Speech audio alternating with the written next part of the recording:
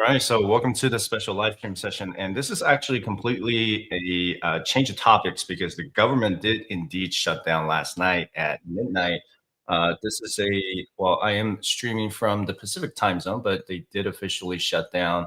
And there are quite a few drama going on, with the DRP this year and people who took the Vera early retirement and how that's going to affect for the military service members and the federal employees until the government no longer shuts down and resumes their operations. So there are some concerns, and these are legit concerns. This is the first government shutdown since 2018, and I was already out of active duty at that point.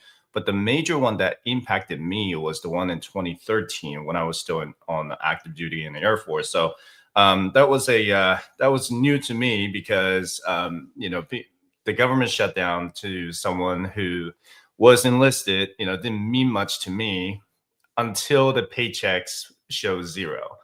That's when I remember talking to my supervisor at the time, and I'm like, "Oh, are you still supposed to come to work when we don't get paid?" And they're like, "Yeah, get your butts to work." I'm like, "All right." So, and then I didn't get my paycheck for it was two paychecks I missed out. But luckily, there were some good resources. Like if you're a service member, USAA, Navy Federal, and many banks now, they offer a 0% interest-free loan to let you borrow. And I believe what I did with USAA back then, they gave me, they matched my previous paycheck and just kind of gave me the interest-free loan. And when I got back paid, I just repaid that amount back to USAA. So I was in debt already back in 2013, but I was able to pay it back, and they a lot of banks do offer that. The first thing I do want to go over is what Senator Marino said yesterday, and that was kind of quite concerning to many people. And let's listen to him. It's bipartisan, as you know. So a clean, continuing resolution was passed by the House. We have Democrat support for our continuing resolution, but not enough. As you know, we need 60 votes. So the only question is that there are 7 Democrats out there that love and care for Americans and don't want to give health care to illegals. Unfortunately, right now, it looks like the majority of the Democrat Party prefers to give health care to illegals and want to eliminate the hospital opportunity fund that we created. We want to spend another $1.5 trillion. So it's next level insanity, honestly, but we'll see if they come to their senses. Can I ask a question about RIFs, President? What's that? About RIFs, potential RIFs during the shutdown? RIFs. Like the reduction in force. Oh, another acronym. Gotcha. I know. Well, Gotcha. Surprised to hear that you didn't know what RIF was. I mean, I even know that, and I'm in the private sector. Firings, mass firings. Yes, it's going to happen. Yeah, mass firings. What do you think about that? I think it's going to happen because at the end of the day, there is no pathway to get out of the government. If the Democrats shut down the government tonight, which looks likely, if they do that, if the Democrats shut down the government, Schumer shuts it down, there is no easy path for it to reopen. So this could go on for months. So we will have no choice. The administration will have no choice but to massively reduce the size of the federal workforce. And I hope that there's 7 Democrats out there that understand the long-term implications to them. And I don't know that they do. They're so nervous about what Jasmine Crockett and AOC think about their actions that they're willing to jeopardize this country for them. And that was one of the things that I noticed. The OBM sent out saying that, hey, they be ready to send out more RIFs during the government shutdown. So I think on the Republican side, they're using that as a leverage and say, hey, if you don't vote for this spending bill, we're going to start cutting people. And as of last night, they tried to pass another bill and they just basically did not pass. And here we are. And they're looking at another massive cut going on. But what he said next is what's concerning to many Americans because of how long the government shutdown could last. Would you like mass layoffs? Is my question. Look, I voted already to keep the government open. I've already voted for continuing resolution that's bipartisan that keeps our government funded at Biden-level spending. By the way, I had to hold my nose to do that because I think we're spending too much money. So I'm already saying I don't love the fact that I'm voting to keep Biden-level spending going, but I'm willing to do it for 6 more weeks so that we can have bipartisan conversations to be grown-ups and actually pass an appropriations package that gets us a budget.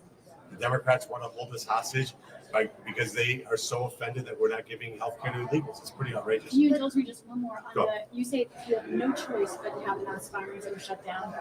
You have a choice not to have this. I'm not sure I understand. To be fair, I know what you said. It's like we needed 6 more weeks to talk about it and have a bipartisan negotiation. But if I were in Congress, shouldn't you be having that negotiation 6 weeks before the potential government shutdown? It's just me. It's just one of the conversations that I would like to have. Like, hey, let's talk about it real quick.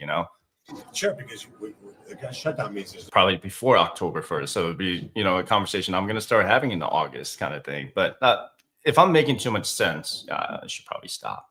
no funding. So when there's no funding, you have to make priorities. Yeah, It's but like it's furloughs. You don't have to do mass firings. well, because you have to cut the size of spending. You have to cut the spending. We've So never had mass firings during a shutdown.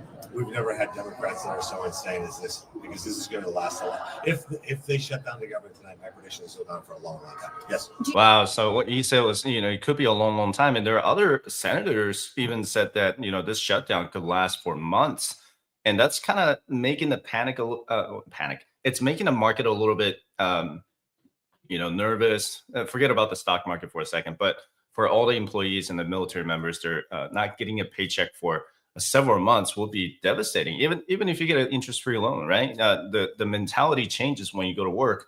And when I went to work in 2013 during the shutdown, I believe I was TDY to another site, if I remember correctly. Yeah, I was TDY, and I wasn't getting the salary that I was supposed to be getting, and I wasn't getting the per diem that I was supposed to get. And it was just a different mentality. You go to work and you're like, man, I'm not getting paid for this, but you still got to do it. I mean, I swore an oath, right? I swore an oath to go to work and defend the Constitution. Had to do that. We understood the assignment, but the mentality still changes when you don't get paid and show up to work and you're like, man, I'm kind of stressed about this, right? And we don't know what that direction was. And I remember in 2014, that's when the reduction in force really started to happen for military service members. There were during the Obama administration, they were trying to cut as many people as possible. And then another war happened in 2014, 2015, and they try to bring everybody back. And it's like kind of like, man, make up your mind, And that's when I really decided to transition out of active duty and join the reserve after that. And then I'm already retired now, but every time I hear government shutdown, it's just like, dang, I feel bad for the people who have to go through this almost every single fiscal year, and sometimes in January when they have that CR that only lasts 2 months. So I'm not going to continue with the video because it's just other questions. But me go show this. This is something else that was interesting. So I want to show this because the history of shutdown. There's been quite a few government shutdowns over the last so many years that's been around. So where is that at? There we go. Okay. Yeah. But again, this is something I feel like they could just talk about so many months in advance and like, hey, let's come to an agreement. And it just cannot come to an agreement. And they are talking about a deeper divide between the political parties, right? So when I go here, and this is the history of the government shutdown all the way back to 1976. So, during the Ford administration, Jimmy Carter, he had quite a few. It's almost like almost every month he had a government shutdown going on. The longest he had was 17 days. And you go to the Reagan era, it was just like 1 day, 2 days, 3 days here and there, but he did have some. And then H.W. Bush had a government shutdown in 1990 for 3 days. Bill Clinton, 21 days, 1995. That was pretty long for 3 weeks, right? And this is the one. Yeah, I remember this one. So 2013 is the one that I experienced for 16 days. So the funny thing about the pay period, if you guys don't know how this works, is when you get paid, it is from the 2 weeks that you did prior, right? So for military, it's more like, all right, so the work that you did from October 1st to 14th, you're going to get paid on the 15th. That's more of a mid-month. And the TSP contribution is only once a month, and all the allotments come out once a month as well. For federal employees, it's more like you either get paid every 2 weeks. I know a few federal employees who get paid every week, but mostly every 2 weeks on a Thursday or Friday, sometimes Wednesday, just depending on your pay period, how it lands. But it's kind of far back. So they still get their paycheck, say this week on Wednesday, Thursday, and Friday, because their pay period already closed out from the week prior when the government was still operational. But going forward on October, say 17th, and the one after that, because the government shut down, let's say partially shut down during their pay period, like they missed out on October 1st, 2nd, Wednesday, Thursday, and then the 3rd on Friday. So they're still gonna get paid for earlier this week on Monday and Tuesday, but they're not gonna get paid for the rest of the week. So some of you guys may see the paychecks as a partial payment, and some of you may see that it is still a full payment for the upcoming paycheck. But if this government shutdown does last a lot longer than expected, then expect that next paycheck, not this one coming up, will be either partial or zero. So, and I'm going to talk about how that's going to impact your TSP contributions in a little bit. But yeah, 2013 was a rough one for me. It was like 16 days because that was the first government shutdown since 1995. And honestly, I had no idea what to do. And if you're in a supervisor position, like in the military or even as a Fed, please educate your crowd, because I was such a clueless little, airman, and just kind of like trying to figure out what to do with that. And when the paycheck showed up, they were like, "Oh yeah, you're not going to get paid for it." I'm like, "Dude, thanks a lot. Maybe you should brief people about this." And then nobody really briefed any of us who were TDY at the time, So, just kind of educate people on the resources they can find, because some people may not have served before, right? USA and Navy Federal are really great for military service members and give them out the interest-free loans to cover their paychecks during the government shutdown. They have this called like government shutdown loan, 0%. Some banks may not offer that, so they might need to go to a different bank that offers, like Capital One, I believe they have it. If you go to, I know Chase has it. You can go to them. The big banks will offer that 0%. So, that's something to keep in mind. And then if you look at after 2013, we had a 2-day shutdown in 2018, right? And some people may say, hey, this government shutdown may only last 2 days or 3 days. That's fine. That's totally fine. But just keep in mind that this 16 days could happen. And there is a deep divide between the two political parties, like Chuck Schumer and the other guy, Hakeem, were saying that we will get those healthcare benefits back.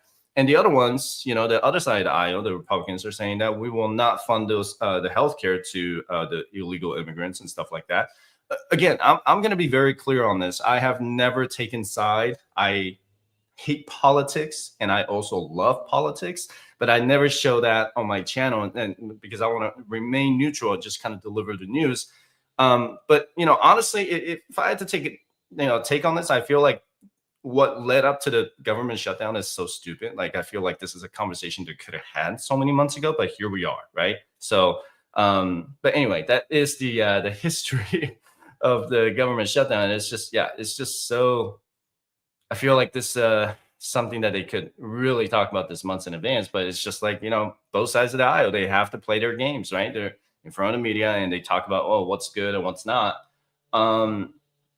But anyway, so the bill did not pass, and I want to show you this real quick. Oh man, that's not it. And let me see. Is it this one on? No, that's not it. Okay, there we go. So I want to kind of just show you the detail of what happened last night and the last couple of days. So nothing really changed. And yeah, Hakeem Jeffrey, yes, Jeffries, thanks for that.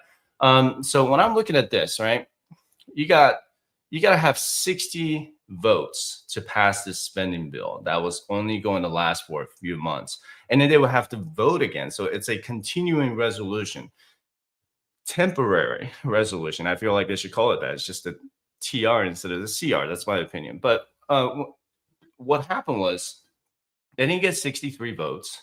So they cleared the House on a party line. So all Republicans on 217 votes versus 212 Democratic votes that was voted on September 19th. So they all went home. They're not even coming back for another week or 2 weeks. So if there's any adjustments that need to be made to the CR, they have to recall the House members back, vote on it, and then send it back to the Senate. So, you know, I don't know if they did that on purpose. I'm guessing they did, just to make sure that this CR is passing. So, and then it was rejected Tuesday in the Senate, 55-45. That was late last night. I stayed up till like 1 a.m. doing some of the research here. So 60 votes is what they needed, but 3 members from the Democratic caucus, Senator Fetterman, and then Cortez Masto, that she's from Nevada, and I'm in Nevada. And if you're brand new to this channel, and Angus King from Maine joined the Republican side in voting yes. And just one Republican, Rand Paul, he's always voted no, just so you know. He's always voted no on the CR. He's really against this. And it's just they want to have a permanent solution, or he wants to have a permanent solution. He's probably the only Republican senator who said that I want to have a permanent solution on the funding instead of just voting on the small bills, a little bit at a time. But right now, even the rival Democratic bill to fund the government was also rejected on the party line, 47-53. And it says, that's a sad day for the country. It truly is. We have to find a better solution, said Fetterman. So he is, the bearded guy, right, from Pennsylvania. He's always been kind of like down the middle, even though he's a registered Democrat.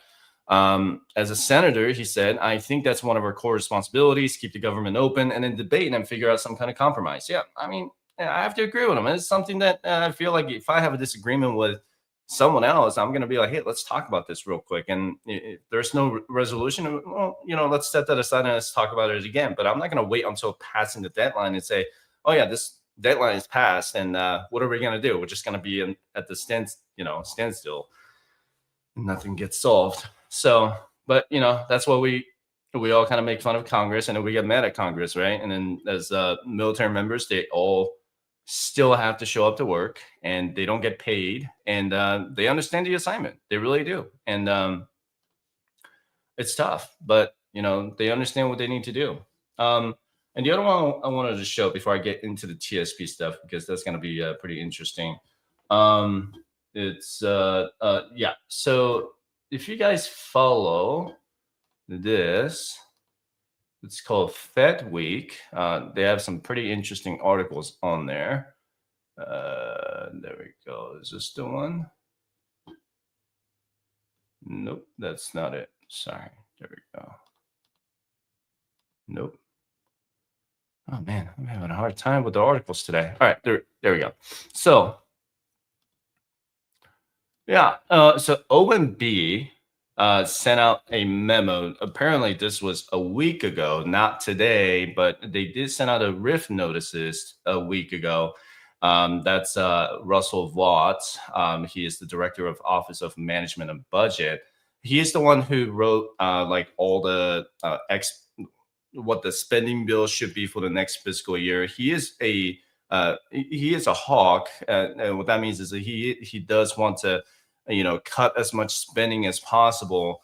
And in that memo, he says such programs are no longer statutorily required to be carried out, therefore consistent with applicable law, including the, I'm going to skip all the CFR stuff. Agencies are directed to use this opportunity to consider reduction in force, or RIF, who that senator didn't know at the beginning of this live stream, notices for all employees and programs, projects, or activities that satisfy all 3 of the following conditions. Discretionary funding lapses on October 1st, 2025. Another source of funding, such as HR1, is not currently available, and the PPA is not consistent with the president's priorities. So if the agency is not doing what the president's priorities are, and they're looking at the RIF, again, that stands for reduction in force, and I'm sure most of you guys know that, except for that senator at the beginning of the live stream.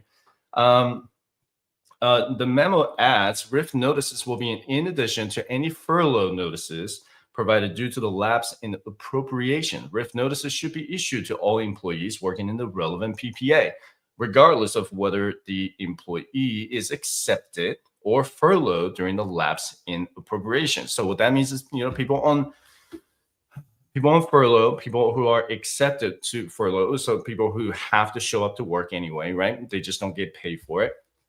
So they're going to get those RIF notices if they're not aligned with the president's agenda. And it says that they do want to cut as many people as they can during the government shutdown, because they probably believe that it is the easiest way to let people go when the funding doesn't exist right now. And right now, the memo comes as a funding lapse is all but certain, with the two parties shifting their messages to blame as midnight approaches. Yep, so we know that. So they didn't get that 60 votes. And OMB in its memo also prodded agencies to provide updated shutdown contingency plans and describing what categories of employees will be furloughed and which would continue working unpaid due to the nature of their job. So, I mean, if I were the supervisor, and let me know in the live chat how you feel about this, right? So if I'm the supervisor and they say you need to cut so many people, and I'm going to be looking at the underperformers first. And as an employer, that's always what I'm looking at. And I have 6 employees in my business, and I look at my employees and say, all right, who's underperforming? No one at the moment, right? I just want to make sure my employees watching this, nobody's underperforming, everybody's doing great. But if let's say I have a 7th employee and that person that has been underperforming, I'm going to be looking at him and say, I'm going to let that guy go because the funding, we're lacking funding, and it could save some money. That would be the first mentality that I would have as a supervisor. And then the next one would be kind of like, all right, what are some of the projects that we no longer do, right? Again, every agency has a different agenda, different mission, different tasks they have to do. So those are the things that I'm guessing that they're going to be looking at.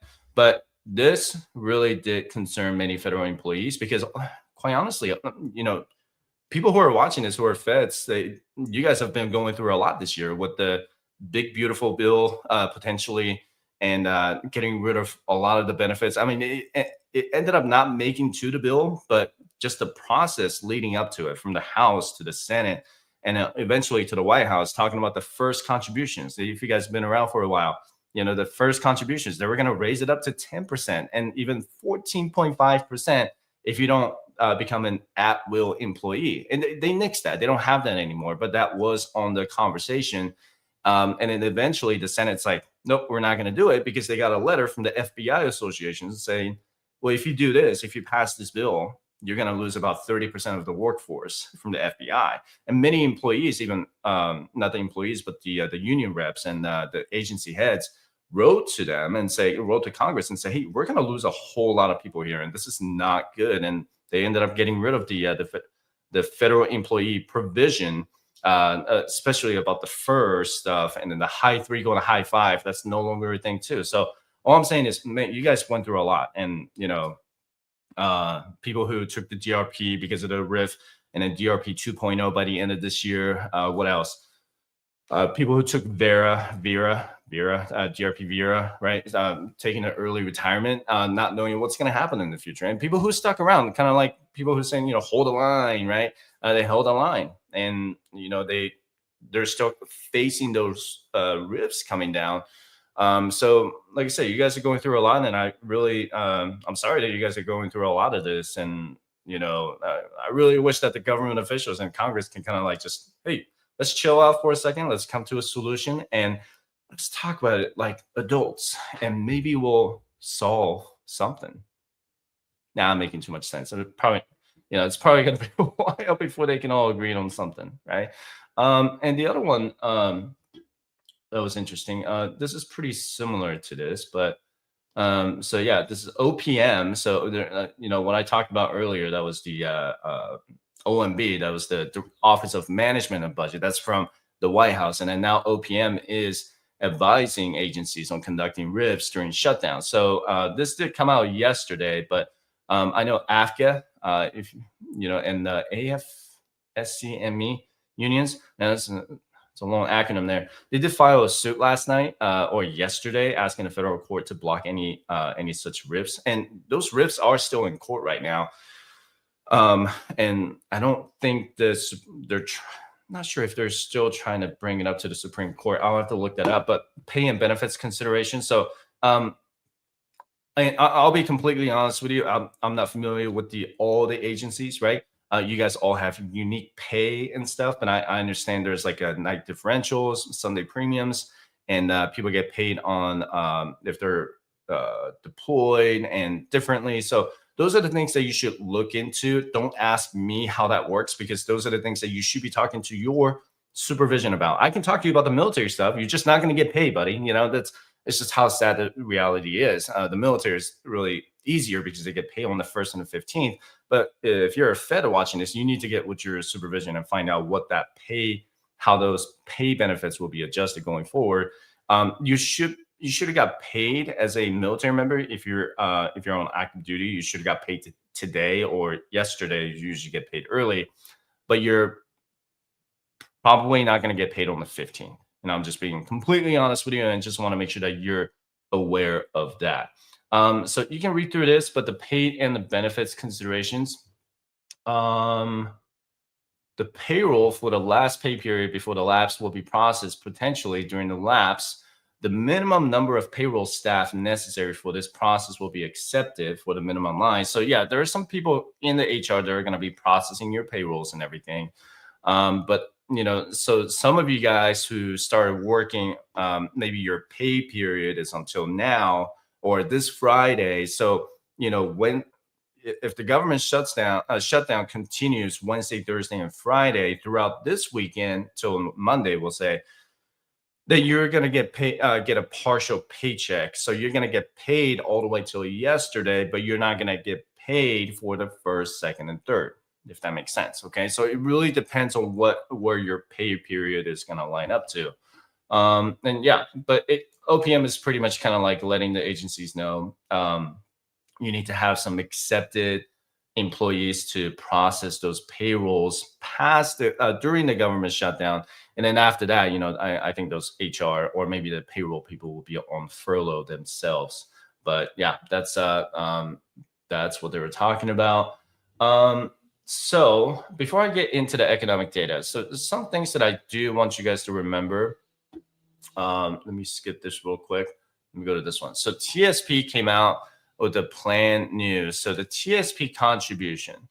TSP operations during a lapse in appropriations government shutdown. The TSP will continue its normal daily operations during a lapse in appropriations. You do not need to take any action. If you have a TSP loan and are an active participant, not separated from federal service or in a non-pay status for another reason, we will automatically update your status to keep your loan in good standing, even if we do not receive repayments during the shutdown. So that's good news if you're on a TSP loan.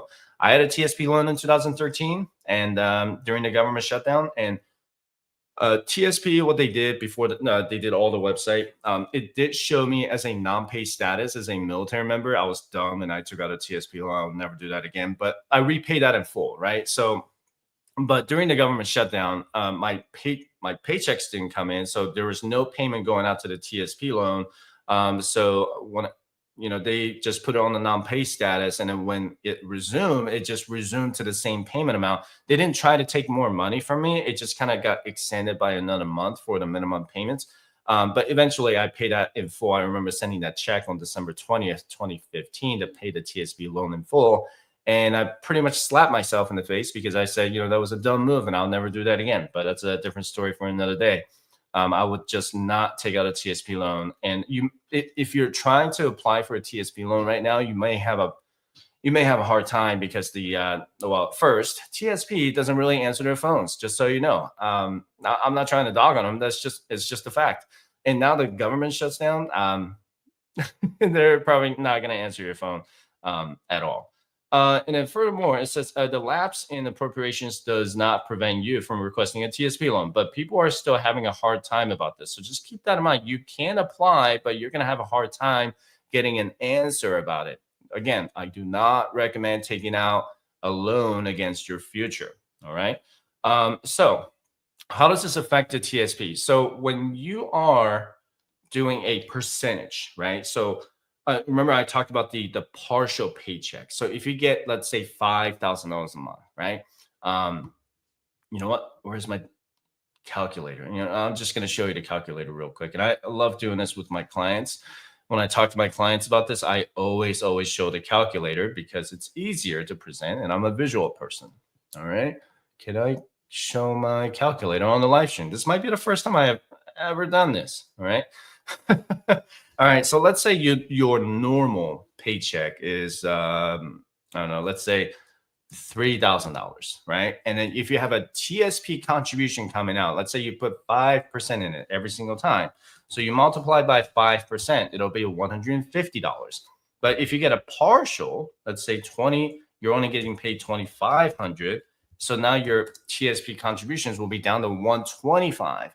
So if you're trying to meet a goal until the end of the year, you know, you may want to switch over to the dollar amount if you're the HR resources kits and all that can let you change, because if you do a dollar fixed amount, so say I just want to put 150 every time I get paid, no matter how much money what during the government shutdown, it's always going to be 150 going into the TSP. But if you think that's going to put you in a hard place because you don't have enough in your emergency fund to cover your expenses, then you can keep it in the percentages.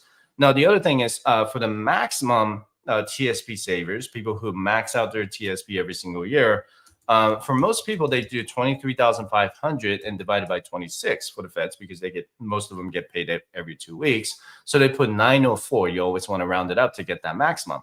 So 904 is still going to come out of your paycheck, no matter how much money you get paid, until you hit zero, right? So let's say the government shutdown last 2 paychecks. So those are 2 paychecks that you're not going to be able to contribute those TSP contributions. So when the government resumes, let's say worst case scenario, they resume on November 1st. So you missed out on 2 or 3 paychecks. We'll just call it 2. Multiply by 2, 1808. So for the rest of the year, for the TSP contributions, whatever paycheck amount, number of paychecks you have remaining, you have to adjust your TSP contributions to a different amount, to a higher amount, to make up for the $1,800 that you did not get to contribute, because TSP is set to take out money based on the frequency of the paycheck.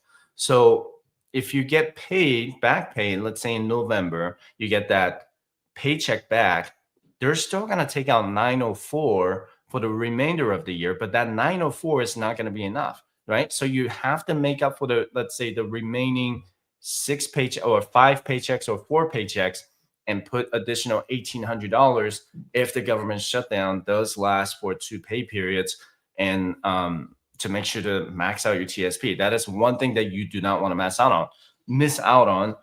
And also the catch-up contribution was 7,500, right? So divided by 26, if you're 50 and over, that's $289 every 2 weeks. So if it's 289 multiplied by 2, that's 578 total. So you may have to contribute an extra $578 into the TSP, and you want to make sure that you calculate it correctly, because if you over contribute before the year ends, right? Like let's say you max out your TSP by December 1st, but you're still getting paid on December 15th, or let's say December 17th, that's your last paycheck, but you already maxed out your TSP. Now you're going to miss out on the employer match of 5%. You don't want to do that. So you want to do it correctly, and just kind of, you can slightly increase it, and then they're going to automatically lower your amount. Let's say you're at 20, let's say you have contributed 23,000 before the last paycheck, and you have 900 going out, then it will be over the limit, right? But instead, TSP actually automatically,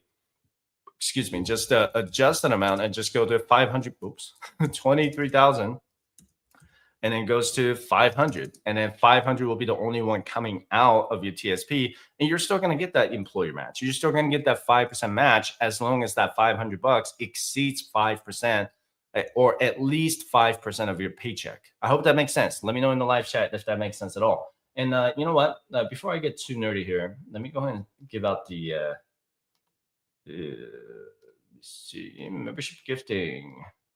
It's the least I can do, I guess, during the government shutdown. All right, cool. So that's how you want to just make sure that you figure that out. This is going to be a it's going to be a pain, and you can always schedule a consultation with me when the government resumes at firesidechat.com/consultation. You can do that 60-minute consultation. I'm already in touch with all of my private clients, and some of them are military members, some of them are feds, and some of them they're in the private sector, but they,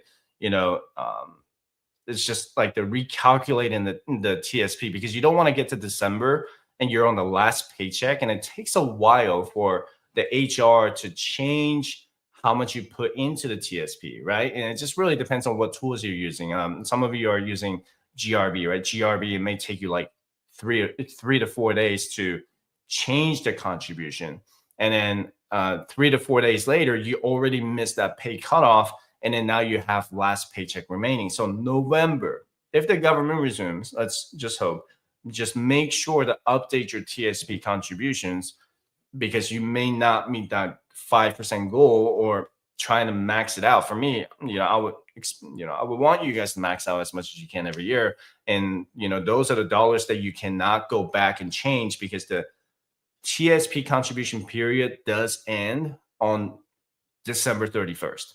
Once December 31st is over, or once that paycheck, the last paycheck goes out to you, you cannot put any more into the TSP. You cannot manually transfer money into the TSP. Okay. I hope that makes sense. But all right. So let's talk about what is open and what is closed. And let me see. Yeah, I was looking at this the other day. Oh, before I get it, yeah, there are some banks that, if you're just tuning in, there are some banks that let you do a 0% interest loan, and to cover your paychecks. I would not necessarily take out the loan now, because if you're getting that partial paycheck, let's say you're still getting paid in full for the next coming paycheck, I wouldn't take out the loan. And I just kind of want to see where it goes, right? But before that next payroll processes, that, let's say you're supposed to get paid on October 17th or 18th, around there, or maybe October 14th or 15th, and you see that the government shutdown is still going on, then I would look into it. But the other thing you can do is look at your emergency fund, right? If you think that you have enough in your emergency fund to cover your expenses, that's what I would do. But if you're in a tight place like I was back in 2013, when I still had debt, then you want to minimize your spending as much as you can. Maybe you're still going to get that loan, but at the same time, you don't want to bite more than you can chew, right? A lot of people get into a mountain of debt because they took out so many loans, and end up biting more than they can chew. And, $5,000 turns into $10,000. Trust me, I was in $110,000 in consumer debt back in 2013. It took me 2 years to pay it all off. And, it's just you still want to be very, very careful if you do decide to take out that interest-free loan from the bank. I know USA does it, Navy Federal does it for the military, or for anybody who's maybe related to a military member. Like, I could go to USA right now and then take out the shutdown loan, but I'm not going to, right? But I do have an emergency fund. So if you can hear the construction in the background, I do apologize. I hope you guys don't. Let me see if I can test the sound real quick.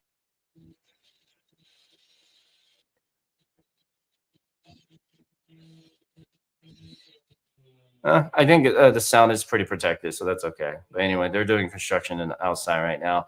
Okay, so what's going to be open and closed? So VA, if you're collecting VA disability, Social Security, pension, first pension, all that, Medicaid, Medicare, those are still going to be paid out.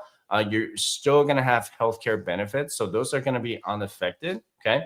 So that's pretty simple. It's like that every single time the government shuts down, because it is mandatory spending by Congress.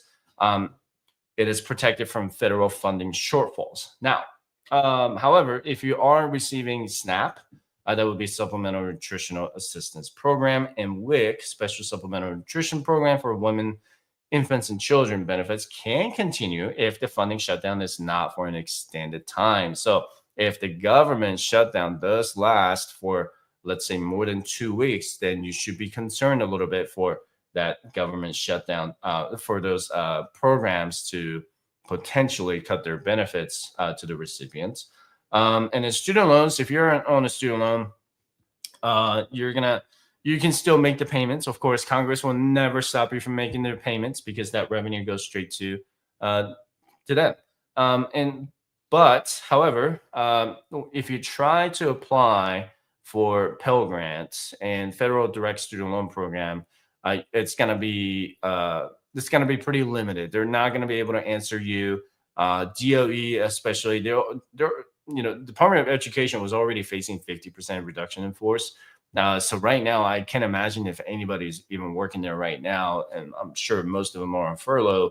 But there could be a delay in loan processing and even forgiveness. So if you're on that PSLF and you just hit your 360 months or whatever last month, it might be a while until you see the forgiveness to go through. Okay.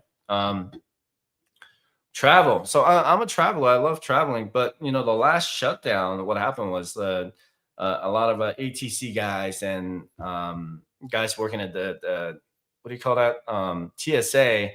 They just kind of called in sick and said, I'm not going to show up to work because I'm tired of not getting paid, right? So they resumed the government pretty quick after that. But travel is going to be a headache. If you're going to travel anytime soon, try to arrive to the airport, by probably a few hours before departure. The lines are going to be long. I remember that. And because I was TDY at the time during the 2013 shutdown, and the line was long, and there was just not enough staff to cover all the people because people just didn't want to go to work. I mean, honestly, I don't blame them, not getting paid. And they're like, man, I don't know why I'm just still doing this, right? And I get it. But that is going to be a problem. If ATC, so people working in air traffic control, if those guys start not showing up to work, and that's going to create a huge delay with air traffic. So if you start seeing a bunch of cancellation of flights, it could be why. If you're trying to get a passport, that's also going to be delayed too. If you're trying to get a visa, that's also going to be slightly delayed, but it shouldn't be an issue, is what they're saying. Expect all the national parks and museums to close for now. I was just talking about the economy. Investments. The bond market should be fine. I know some of the U.S. Treasury, and they were talking about, is there going to be a delay with the Treasury? Historically, when the government shuts down, it was kind of like the bond yield actually went down because most people start buying treasury bonds to kind of keep their investment safe. And even today, the market is down slightly. I don't think it's getting hit as hard as I thought it was going to be. Let me double check real quick. So I'm not talking out of my butt. No, it's pretty flat. It looks like it was down like almost 1% pre-market, and now it's going back up to 0.09%. S&P 500, and the Dow is up by 100 points. So they're kind of shrugging this off. But yeah, the investments are going to be fine. There's not some, there's the volatility is going to be there for a little bit if the government shutdown does last for a while. But as far as trading your stocks and all that, that's not going to be impacted. We already talked about the government paychecks, post office mail delivery. They're still going to be there. That's not going to be impacted because they're self-funded. Federal courts will still be open. IRS they're going to cut some staff, but the phones may not be answered. That sucks, but because October 15th is the debt and tax deadline for those who extended, and especially those businesses, even for me, it doesn't apply. Does it apply? Yeah, it does apply to me. That's going to suck for the IRS to come back and try to process those, As far as the economy goes, the one concern that I have, so the jobs data is supposed to come out on this Friday, and they're not going to release it now because of the government shutdown. So we got the private payroll data from ADP today, and it was like about 32,000 fewer people, I believe. Let me double check real quick. ADP. It says a surprise. I'm not really surprised, but it says unexpected shed 32,000 jobs as labor market continues to pull back.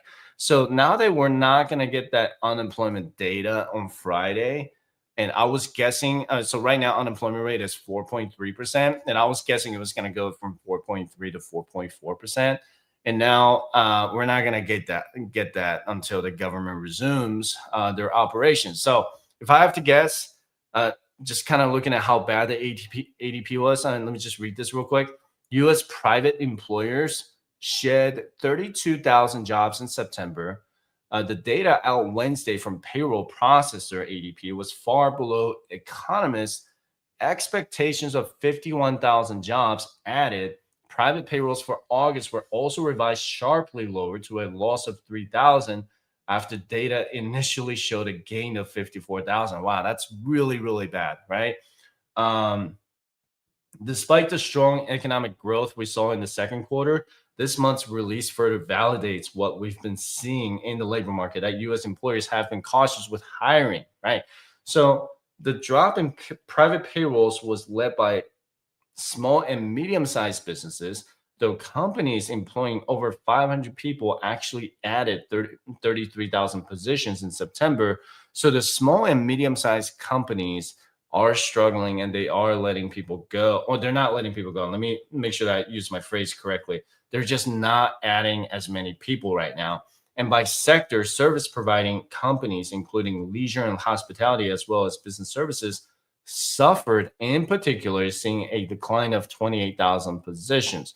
I'm in Vegas right now. I live in Vegas, and the leisure and hospitality sector, they are struggling. If you look in Nevada during COVID, they had the highest unemployment rate. I believe it reached like 30 or 31%. But because if you think about Vegas, right, what do they focus on? It's entertainment industry. It is hospitality, leisure, all that. And Vegas, our tourism has declined significantly. Some locals say, "Oh, that's great, less traffic for us." But then I'm like, that's not necessarily good for our economy, too. For Nevadans, anyway. But pay gains for workers who changed jobs in September slid to 6.6% from 7.1%. So people are holding on to their jobs. And I've talked to some clients in the past couple of months, been talking to quite a few of them. They took the DRP from the federal government. Some of them took the DRP 2.0. And, DRP, they already resigned. It's like over 100,000 people resigned last night, voluntary resignation. And then DRP 2.0, their last day is on 31 December. But I feel bad for the people who had a job lined up to start working in the private sector, but apparently their job offers got rescinded. Now they're being let go from the federal government because they took DRP, and then now they don't have a job lined up on the outside. And it's like, man, it's a brutal market right now if you're not paying attention to this right now. So, no kidding. The employers can rescind your offer until you sign it. There's, they don't have to hire you until you are hired. So, this is going to be pretty tough going forward with the private sector. Let me see. The recent government data releases have suggested a job market in status. Yeah, the pace of new positions being added to the economy has slowed dramatically. So the number of jobs available have slowed, with the country even losing 13,000 positions in June for the first time since 2020. And yeah, it's pretty bad. And the unemployment, again, we're at 4.3%. If I had to guess, it's going to go up to 4.4% when the government operations resume. And it's not good. And the Federal Reserve, they were waiting for this data to come out on Friday, and they were going to decide on an interest rate cut. But now that we don't see that unemployment rate on Friday, now the Fed is just going to have to say, well, we don't have all of the data, so we don't know what we're going to do. I mean, the hawks, they may say we're not going to cut any rates. They could, because we're not getting that payroll data, unemployment data on Friday. I mean, that's a possibility, right? Or most of them could say, well, we can look at this ADP private payroll and say, you know what, this is good enough to tell us to cut the rates in October, which is in 4 weeks. The Federal Reserve is going to meet. So, you guys like my Yoshi cup from the Nintendo world? I've had this for a while.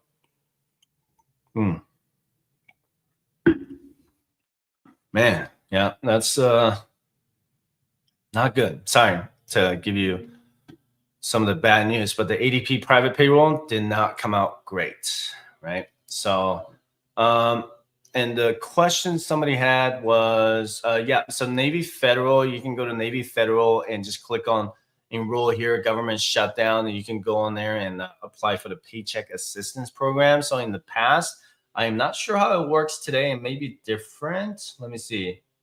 Yeah, there you go. So they do based off of what your previous paychecks were. So if you don't have a Navy Federal account, you can open one. And I'm not sure what the eligibility is, but okay, so there we go. Here are the eligibility. Your pay is impacted by the shutdown.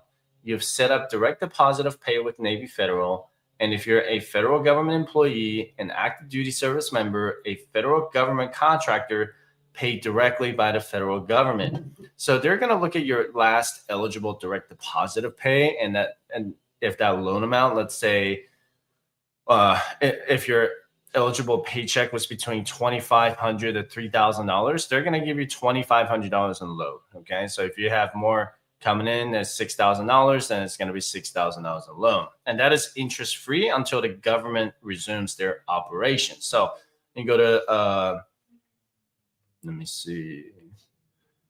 How do I know if I qualify? So I already read through all that. Your regular direct deposit is at least $250. You repaid any prior government shutdown loans that overdrew your accounts. Okay. All right. Are government contractors eligible for the government shutdown loan being offered by Navy Federal? Government contractors may be eligible if their direct deposit of pay is received directly from the federal government and will be impacted by the federal. Okay. So if you're getting paid by the company, then probably not. But if you're getting paid directly by what's that called, the Treasury check, then you may be eligible for that. If you do not have a direct deposit of pay, you will not be eligible for the benefits of the program. So if you have Navy Fed, it is pretty good. Let me see if let me see. Do you want to let me see if Allied has that. I'm a fan of Allied Bank, so I do have that. Let's see. Doesn't look like they offer it. Not for Allied Bank. Let me see if they do. Allied Bank, government shutdown loan.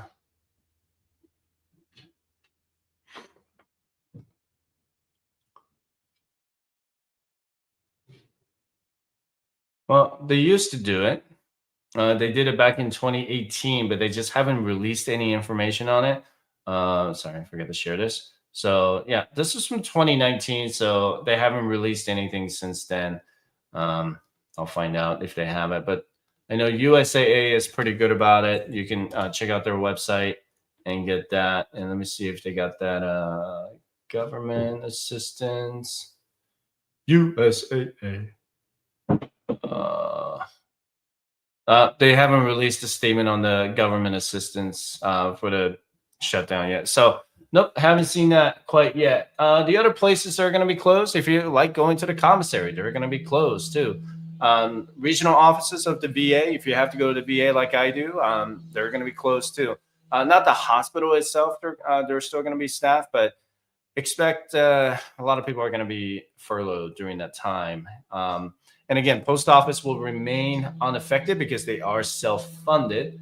Federal courts will remain open, and the IRS will stop answering your phone. So that's going to be great. And I talked about the impact on the TSP earlier, if you're just tuning in. Let's see. Did I miss anything? I don't think I missed anything. Yeah, just, the one thing that I do want to make sure that you guys always have are these accounts. And I'm going to share the screen real quick, okay? If you are a government employee, whether you're military or civilian, after the government shutdown is over, I really, really want you guys to get used to managing your expenses correctly from now on, because now that you realize that you can't really trust Congress to pass the bills. So I always, even though I'm not in the military anymore, this is a practice I still have. I still do. Always have 1 month of expenses in my checking account, no matter what. If 1 month of expenses will be $5,000, I will always have $5,000 by the end of this month. And today is October 1st. So September 30th, I'm always going to have $5,000, just as an example, in my checking account. If it's any more than that, if I had $5 over $5,000, I'm going to transfer that into my savings account. If I had less than $5,000, then I need to figure out why I spent more than, what I was supposed to, right? So that's how I look at it. And then the other account that I'm always going to have, man, emergency fund. If you already have it, and if it's fully funded, congratulations, you're better than 60% of Americans right now. Okay. If you have that 6 months of expenses, let's say even 4 to 6 months, if you're a dual income house earners, in a household income. But if you're a single person, only have one single source of income, you should always have 6 months of expenses set aside. Okay. And that should be just anything necessary and unexpected, right? Those are the category that you need to have. And the next one you need to have, and I'll stop here because I don't want to talk about travel funds or anything right now, but your annual expenses. Every client program of mine understands the importance of having those two savings accounts at a minimum. An emergency fund, which is for anything that is going to be unexpected but necessary expenses. Going to the urgent care, that is unexpected, right? You don't plan to go to the urgent care. Going to the ER, that's also not planned, but it is a necessary expense. A blown tire, you ran over a nail, that is a necessary and unexpected expense. If you're going to replace a roof of the house, that is not an unexpected expense. So that's the trick there. You see the category that I showed you earlier, it has to be necessary and unexpected. Replacing a roof of your house, that is an expected expense. Unless a natural disaster happened and it blew away your roof, that's unexpected. Then it goes back to the emergency fund. The mindset of keeping your cash where for all the accounts that you have, a minimum 3 accounts, one checking account, which everyone should have, another savings account, which is an emergency fund, and then the third will be the annual expenses fund, which is the necessary and expected. This one is expected versus unexpected. Okay. And annual expenses will be expected purchases. So annual subscriptions, vehicle maintenance, vehicle registration, DMV registration and renewals, any healthcare products that you need on a quarterly basis or annual basis. Those are the things that you want to have. So again, if anything, you're trying to learn about how to manage your finances, you need to at least have a joint checking account or just checking account if you're single. Have an emergency fund with a high yield savings account. All right. When I had USAA, I put my savings account with a high yield savings account because USAA didn't have one. I like USAA, but sorry, they just don't have one. Right. And in annual expenses, doesn't really matter where you put it. You can put it in the high yield savings or in the low yield savings because you're going to use that all the time to make those payments or pay for something that is going to be expected, right? So you're not trying to gain more interest out of it unless you want to. It doesn't really matter. Yeah, it's up to you. But an emergency fund needs to be in a high yield savings account because one, you want to earn that interest to try to beat inflation. And number two, that is something that is going to be liquid. You don't want to invest in it and to have it tied up with investments or end up paying taxes when you make the withdrawal. Or let's say the market goes through some kind of turbulence and then now you got $30,000 going down to $25,000 because the market is down by 10, 20% or whatever, right? So you need to make sure that these accounts are liquid. If anything you want to take away from this lesson, please take care of your household, because I always say this in my channel is that nobody is going to care about your finances more than you, not the government. They're not going to care about your finances. The government is not going to come and assist you. I'm not going to give you any handout. Nobody's going to give you a handout. That's just the truth, right? When I was in $110,000 in debt, I wasn't going to, I wasn't blaming the government. I was blaming myself for getting myself into that situation. But I got out of it. When I got over that real quick, I got out of it real quick. But I'm here for you, and I'm gonna try to put as many resources as I can. On my website, you can go to firesidechat.com/resources. You can always join my private community, or just schedule a consultation with me at firesidechat.com/consultation. Let me just read through the chat real quick before I have to go. Yeah, that was funny. The senator at the beginning of this live stream, he was like, the reporter was like, "Hey, what do you think of the riffs?" He's like, "What's a riff?" I'm like, oh, all right, cool. And some people didn't know that. Yeah, I don't. Does the congressional pay for? Is the congressional pay frozen during government shutdown? That's a good question. I kind of want to know that real quick. I'm kind of curious. Huh? Does congressional pay get frozen during government shutdown? Oh man. All right. So members of Congress still get paid during a government shutdown. Oh man. So military members don't get paid, but congressional members do. Interesting. Okay. I'm going to be neutral here, and I'm sure you guys can blow that all up in the live chat and let me know how you feel. But I did not, honestly, I didn't know that. I never looked that up. The Constitution, you know what? What the hell? I'm just going to share this screen. I thought it was interesting. I'm never politically motivated. So, this is really interesting to me. So, congressional members of Congress still get paid during a government shutdown. Okay, millions of federal workers won't get paid. Okay, we know that. Their pay is protected under Article 1, Section 6 of the Constitution, which states the senators and representatives shall receive a compensation for their services to be ascertained by law and paid out of the Treasury of the United States. Interesting. I had no idea. That was a really good question. Thanks for who was that? Jeremy Driver? It's awesome. I didn't know that. Huh. Military and public service. Yeah, it's interesting. Dang. What was I? Senior airman back then? I was in E4 during the government shutdown.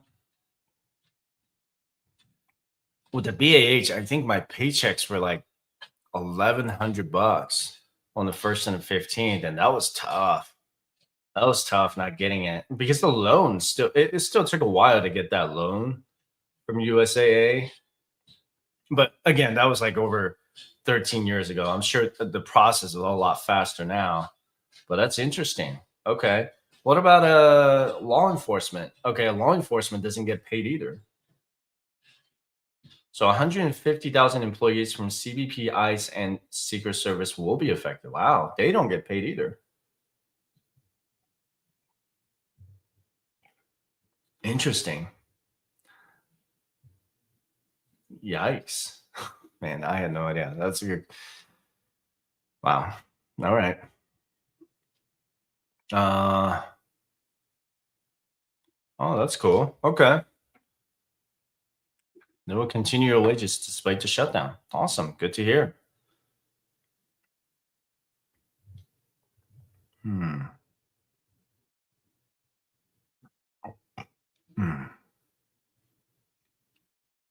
Yeah, that's what we've been seeing for a while.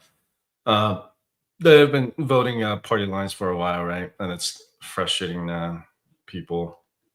But yeah, I hate that mentality. Kind of like, either you're with us or you're against us mentality. That's been going on in Congress or any government, elected government for a while. It's like, if you're not with us, then you're on the other side. It's kind of like if I voice any opposition, like I voiced my opposition on the Secure Act 2.0 under the Biden administration, and people are like, "Oh, you're a MAGA." I'm like, "What?" Like I didn't know I can voice my opposition on the some of the, what was it, the taking away the backdoor Roth IRA was one of the provisions in Secure Act 2.0, but that wasn't it. I'm like, are you serious? Like, I'm sorry if I had to disagree with one, but if I disagree with any, like I disagree with the big beautiful bill when they took away the HSA provisions, and I really voiced that and said, this is BS, and I even wrote to Congress, to the senators and the who was that, Congressman somebody, and they replied back to me and said, well, thanks for your concerns, but here's some resources that you can take a look at it. It didn't do anything, right? And but when I voiced concerns about, or opposition about, say, the big beautiful bill, people are like, oh, this guy is a what did I say, like in my comment section, it'll be like, this guy's a liberal, or libtard kind of thing, those names. And it's like, dang, did you even watch my video? That wasn't even a point. It's talking about the HSA, and all of a sudden it becomes a political debate in my comment section. So yeah, good question in the private group. So yeah, again, I talked about the TSP thing.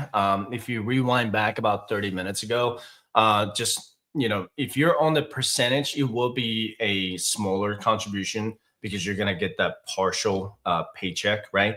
Because government shut down today, tomorrow, and Friday. So just please keep that in mind.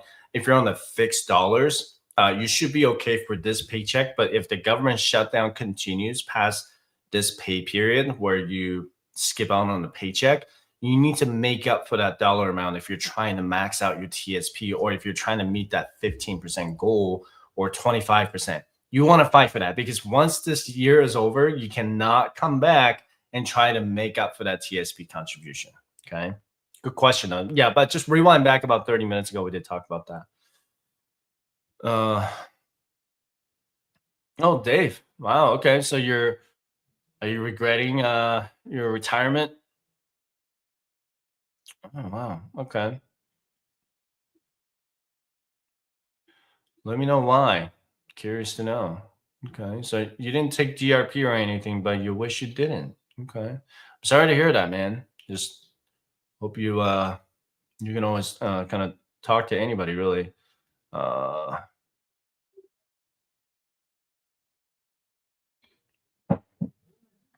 I do. This is a good question. Do you recommend for those still in government that we reduce our TSP contribution to get more cash to invest or save in an HYSA? So you save in an HYSA, which is a high yield savings account.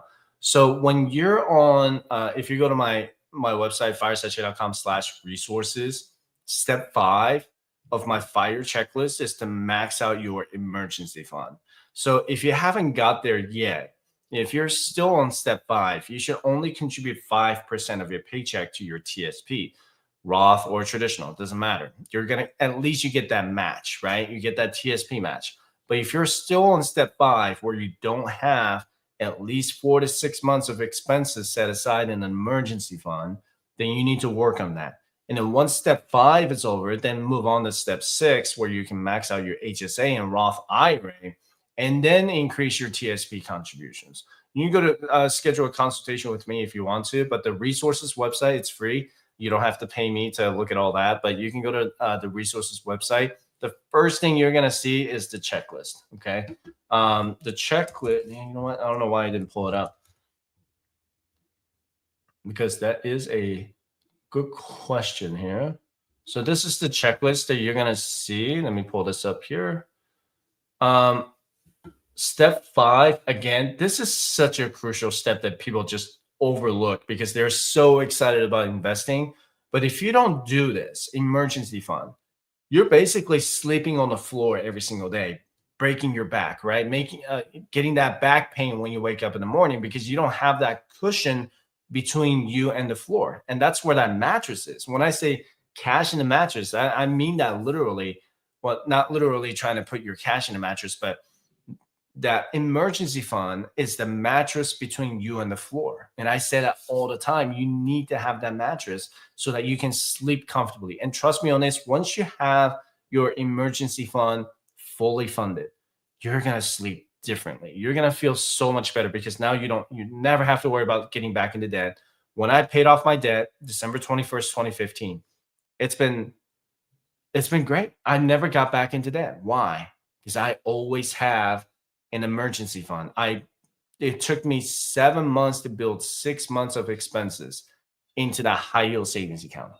And that was my step 5. After I paid off my debt in step 4, and I put all of my emergency fund, pretty much all of my money into the emergency fund. And then I started maxing out my Roth IRA. And then, and back then it was TSP at the time. So good question though. But I don't know what your situation is. If you have debt, you may still want to do the 5% match, but I don't know. You can always schedule a consultation, but I don't want to give you any personalized advice over the live stream. Okay. Not a good place to do that, but it is a good question though. All right. Anyway, that will do it. And right now, let me just double check something and make sure nothing else is going on. Did want to hang out with Democrats and then Senator Catherine before I go on Cortez Masto. Who are you watching? I keep hearing Jean Shaheen, Yes. who is apparently in the midst, by the way, of working out a deal on Obamacare tax credits. What's going on in the background here, Jonathan? Yeah, she's definitely a person to watch. She seems very uncomfortable with this idea of a shutdown. She's on the Appropriations Committee. That, you know, she tends to be a little bit more of a traditionalist, wants to respect the appropriations process that Congress usually goes through. And so she is someone to watch as far as another Democrat who might cross over, who might try to cut a deal. The issue is Republicans are telling us we're not talking about a deal. We're not working out a deal until the government is back open. They're saying that has to come first, and then they'll work on a deal about these ACA subsidies. So we'll have to see if any deal is possible until enough Democrats do support this bill and reopen the government. Why is the House even coming back next week if this remains a Senate matter? They're not going to redo this in the House, are they? Not necessarily, but I do think there's maybe some optics here where Democrats are saying, hey, look, we're here, we're ready to negotiate. Hakeem Jeffries accuses Republicans of being on vacation, in his words. So I think there's maybe a bit of an image thing here that all these federal workers are getting furloughed and Republicans are off in their districts, not here in Washington doing the work or negotiating. Not that there's probably going to be a lot of negotiating happening immediately. Well, that's right. And so the burden remains on the Senate and maybe more specifically, Chuck Schumer. Here's the Democratic leader from early today after those bills failed last night.